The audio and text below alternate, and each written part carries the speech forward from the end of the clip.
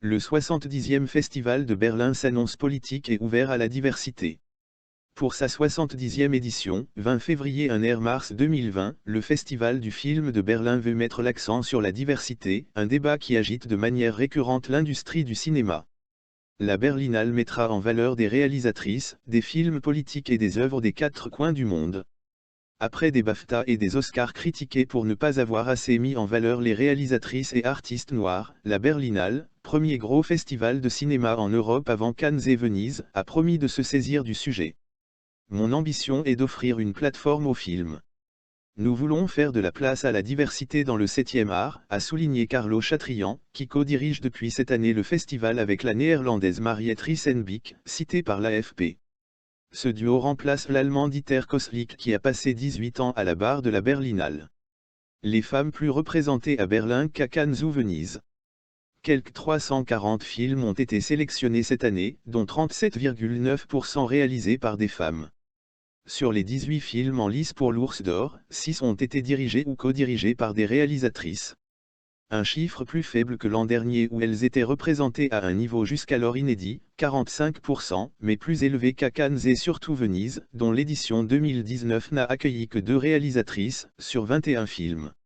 En plein débat sur le sexisme et le manque de représentativité, la Berlinale avait signé en 2019 une charte en faveur de la parité homme-femme, comme d'autres grands festivals.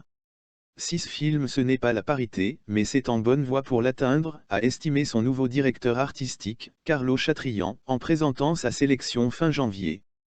Parmi ces 6 films, le dernier opus de l'américaine Kelly Reichardt, First Co., figure du cinéma indépendant et celui de la britannique Sally Potter, The Road's Not Taken, avec Javier Bardem, Elle Fanning et Salma Hayek. La Berlinale rendra aussi hommage à l'actrice Hélène Mirren qui recevra un ours d'honneur. Hillary Clinton, Oleg Sentsov attendu à Berlin. Temps fort d'un festival résolument politique, la présence attendue d'Hillary Clinton, à l'honneur d'un documentaire en plusieurs parties, ainsi que de Kate Blanchett, figure du mouvement Time Is Up, créé dans la foulée de Diez Me Too pour défendre les femmes dans l'industrie du spectacle. Côté programmation, le réalisateur ukrainien Oleg Sentsov, emprisonné pendant 5 ans, viendra présenter Numbers, inspiré de son emprisonnement tandis que 2 films de la très controversée expérience d'AU, qui proposait il y a un an aux Parisiens une immersion en Union soviétique, seront à l'honneur, dont un en compétition. En lice également pour l'Ours d'Or, le dernier film de l'Iranien Mohammad Rasoulov, There Is No Evil, interdit de sortie de territoire, un film brésilien sur l'esclavage, Todos os Mortos, et un documentaire de Riti Pan, Irradié, dont l'œuvre est consacrée à la mémoire du génocide cambodgien. Une sélection sombre pour nous ouvrir les yeux. S'il y a une prédominance de tons sombres, c'est peut-être parce que les films que nous avons sélectionnés ont tendance à regarder le présent sans illusion, non pas pour susciter la peur, mais parce qu'ils veulent nous ouvrir les yeux, a expliqué le sélectionneur du festival. Un ours d'argent sera exceptionnellement remis cette année en remplacement du prix Alfred Bauer, du nom d'un ancien directeur de la Berlinale, en raison des révélations récentes sur son passé nazi.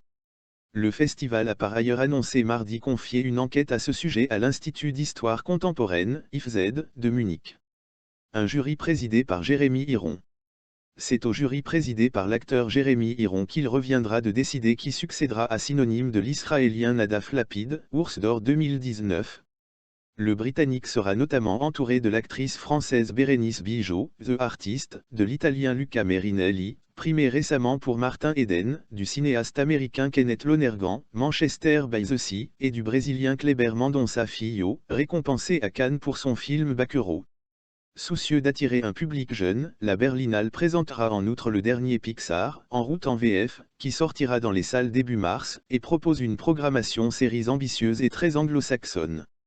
L'occasion notamment de découvrir The Eddie de Damien Chazelle, production très attendue de Netflix. Le pourrissement de l'État indisposera bientôt les Wallons. Le téléphone sonne sur le bureau du bourgmestre de Skeldestad. J.A. Moins menir de Burgemester, Magik van u France spreken. Je vous écoute, mais d'abord qui êtes-vous? Mon nom ne vous dira probablement rien. J'ai fait ma carrière politique en Wallonie, avant que vous n'occupiez la scène. Nicolas Régimon. Votre nom ne m'est pas inconnu et je suis ravi de vous entendre. Moi je vous remercie. Me feriez-vous le plaisir de m'accorder un entretien de la plus grande importance pour vous-même, pour votre parti, pour la Flandre? moins vous avez l'art d'appâter les gens.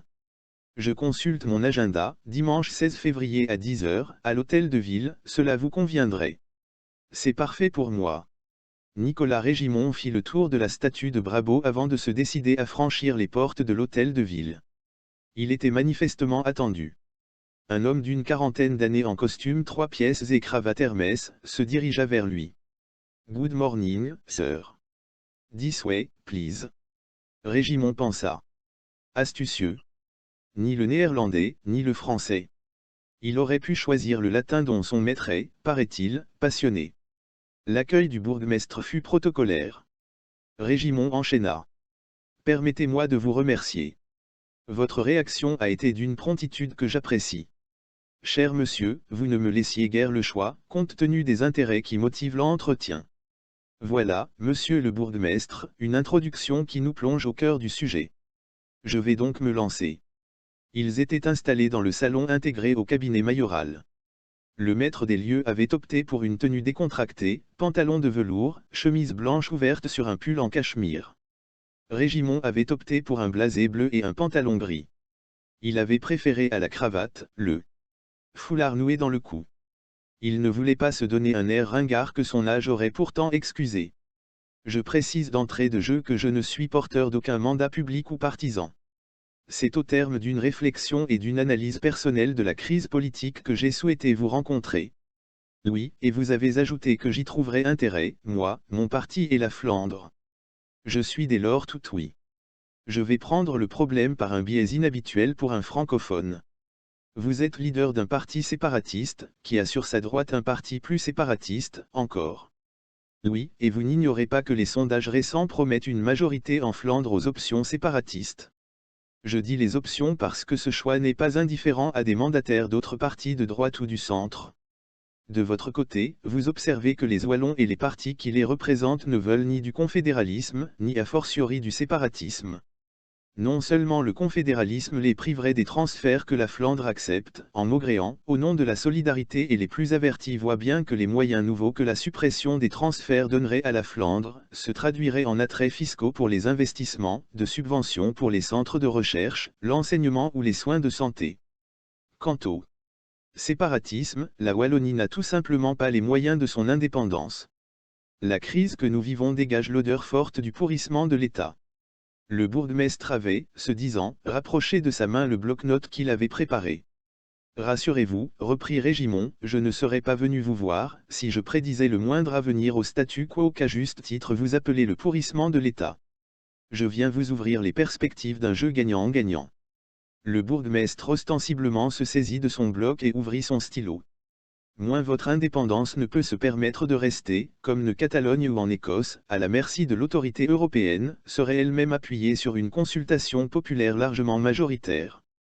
Il faut créer une dynamique interne au pays qui aille dans le sens que vous souhaitez. L'indépendance de la Flandre nécessite le consensus des Wallons et des Bruxellois. Sans doute, mais le moyen d'y parvenir.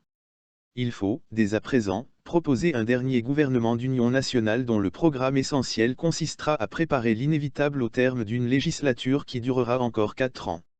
Et l'inévitable, c'est un baroblique l'indépendance de la Flandre qui succède à l'État belge dans sa représentation européenne et internationale. 2 baroblique la négociation menée par le gouvernement wallon avec la France pour définir les termes d'une association intégration. 3 baroblique la négociation avec les autorités bruxelloises pour chercher avec elles et l'Union européenne le statut à donner à ces 19 communes qui sont le cœur de l'Europe. 4 baroblique le choix à offrir à la communauté germanophone de rester en Wallonie, région de France, ou de négocier son rattachement au Luxembourg ou aux Landes de Rhénanie-Westphalie. Et vous croyez que 4 ans suffiront pour gravir la montagne d'obstacles ? Monsieur le bourgmestre, depuis combien de temps n'a-t-on plus proposé à nos concitoyens un projet qui situe l'objectif au-delà des taux d'imposition, du numerus clausus des médecins, des faiblesses de la Société nationale des chemins de fer belges, du survol de Bruxelles ou des malversations financières dans des intercommunales? Un grand coup d'air frais s'impose. Qu'entendez-vous par la succession de la Flandre aux obligations de la Belgique? La Flandre indépendante devient propriétaire des biens, ambassades et consulats, de la Belgique à l'étranger et la valeur des biens cédés vient en déduction de la dette qu'il faudra bien partager. Ce n'est qu'un aspect du partage et la négociation, sur ce point, risque d'être ardu, et son résultat sera fondamental dans l'accord d'intégration de la Wallonie à la France. C'est le fondement du consensus. Avez-vous le sentiment que l'opinion wallonne est prête à accepter ce débat? Certes non, mais ici et là, des inquiétudes s'expriment et j'ai la conviction que le pourrissement de l'État que vous évoquiez indisposera bientôt les gens qui réfléchissent en dehors des canons d'un conservatisme moribond. Nous verrons, nous verrons. J'ai vos coordonnées. Voici mon numéro privé. Gardons le contact. Le bourgmestre se leva. L'entretien était terminé. La poignée de main fut chaleureuse. Demi Lovato partage comment le trouble de l'alimentation a joué un rôle dans sa surdose et pourquoi elle est là, plus libre, maintenant. Demi Lovato a été honnête au sujet de ses difficultés avec un trouble de l'alimentation et une dépendance dans le passé, mais jette un nouvel éclairage sur ce qu'elle pense avoir joué un rôle dans sa surdose de 2018. L'interview brute de Lovato avec le mannequin Ashley Graham pour le podcast Pretty Big Deal séduit les fans qui aiment son honnêteté. Demi Lovato John Shearer. Pour la Recording Academy. Lovato raconte comment son trouble alimentaire a eu un impact sur son mental. Santé. Lovato s'est largement ouverte lors du podcast de Graham, discutant comment un trouble de l'alimentation qu'elle pensait avoir surmonté avait déclenché sa consommation de drogue. La chanteuse a déclaré qu'elle pensait que les dernières années étaient le rétablissement d'un trouble de l'alimentation, alors qu'il était en train de tomber complètement dedans. Lovato a expliqué comment elle se jetait dans le sol avec des entraînements et des régimes extrêmes, et que le surexercice n'était pas de la liberté. Quand vous n'avez pas de gens qui connaissent les signes autour de vous, comme ce dont je pense que j'avais vraiment besoin, c'est que quelqu'un vienne et dise « Je pense que vous devez regarder combien vous travaillez ». Comme, peut-être 3 fois par jour est excessif pour s'entraîner, a expliqué Lovato lors du podcast Pretty Big Deal. Elle a partagé comment cette perspective malsaine a conduit à son surdosage.